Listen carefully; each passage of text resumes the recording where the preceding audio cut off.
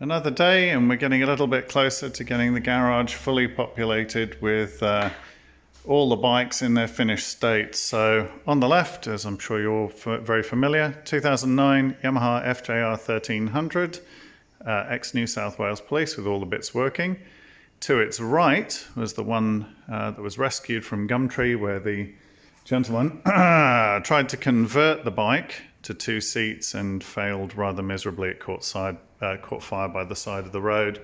That's now back, complete, dealer serviced, and everything works. And as I'm not sure if I've shown you all the bits and pieces actually running on this, I thought I'd just fire that one up. You can see there a measly 69,999 Ks, and more importantly, we do one of those, we've got all of the party lights as well. Just stay very still, it should pick all of that up, I think. So there you go, all working. The siren also works. I won't turn that on because we've just got into the new workshop and don't want to scare the neighbours unnecessarily. But anyway, just a quick update to show you things are progressing nicely.